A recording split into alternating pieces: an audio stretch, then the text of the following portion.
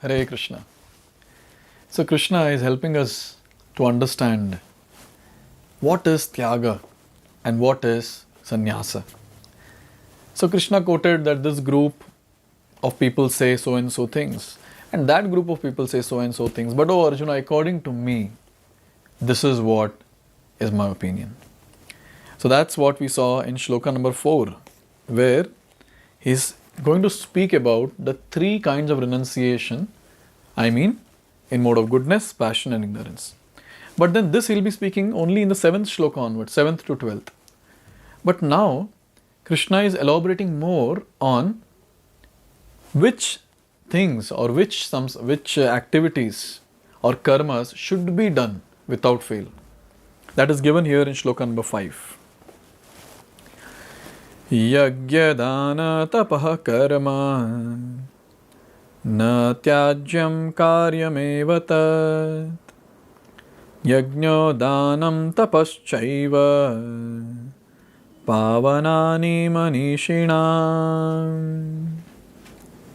So here Krishna is saying that yajna, sacrifice, dana, charity, tapaha, austerity, karma, na tyajyam, they should not be given up. And he's stressing more by saying karyam eva tat, they must be performed. And then he says why it should be done. Yajna dana tapaha, sacrifice, charity, penance, chaiva pavanani, it purifies whom? Manishinam, even the great souls. So here Krishna is saying that these activities shouldn't be given up at any cost. Why? Because these activities actually purify a person. So here Krishna is telling us that these activities which he is describing should not be given up. Now here Krishna is not taking side of some group, but Krishna is giving his final thing, his final opinion, that this is what should be done. Here it is said, the yogi should perform acts for the advancement of human society. There are many purificatory processes for advancing a human being to spiritual life. Now see, we have to understand that in the Vedic scriptures, we have got everything to elevate our consciousness to the highest level. Gradually we can go up by following the process given in the Vedic scriptures. And such processes are called as samskaras. Now for your information, there are dasha samskaras or shodashata samskaras. Dasha samskaras means 10 samskaras. And in that, we have some subparts to it. And if we count all of that, it becomes 16. So what are those dasha samskaras? I would like to read that, from a very nice book. The first one is Vivaha Samskara. Then Vivaha means marriage. That is clear. Second one is Garbhadan Samskara. So husband and wife, before uniting, they are supposed to do some rituals which are there to prepare their consciousness. That is called as Garbhadan Samskara. Then Simanta Nayana Samskara. So this is the time when the baby is already in the womb of the mother, and baby shower basically. So where all the Vaishnavas come and they bless the mother and the child.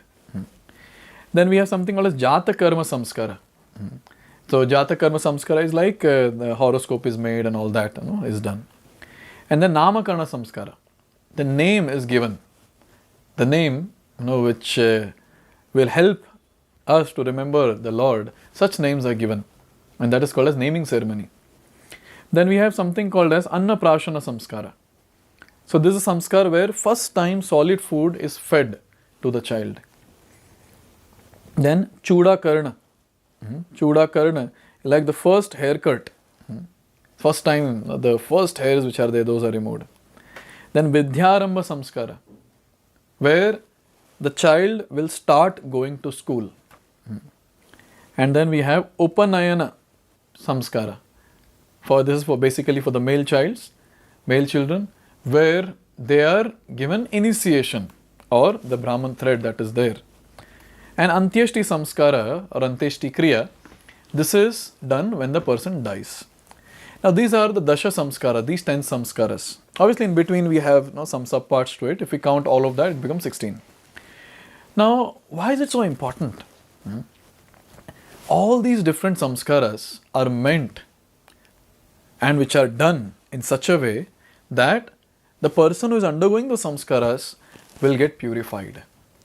Because a lot of things are done to uplift the consciousness of the person. And when these samskaras are done very properly, we see automatically the child grows up spiritually. Here it is said, the marriage ceremony, for example, is considered to be one of these sacrifices. It is called Vivaha Yajna. Should a sannyasi who is in the renounced order of life and who has given up his family relations encourage the marriage ceremony? The Lord here says that any sacrifice which is meant for human welfare should never be given up. Vivaha Yajna, the marriage ceremony, is meant to regulate the human mind so that it may become peaceful for spiritual advancement. See, all these different yajnas, different activities given in the Vedic scriptures are meant to satisfy, to stabilize our bodies, the physical, the subtle, especially the mind. Now say a person is unmarried, always his mind will be attracted to the opposite gender and it will not be stable. So a person who is renunciant, it's a different category altogether. But a person who has no inclination to renounce, so such a person should get married. So a person in the renounced order of life, he is restricted, he is not supposed to have any touch with any female. But then he should encourage, for common public who are the lower rung, he should encourage them to get married in proper way. So that is the Vivaha Samskara that is spoken about here.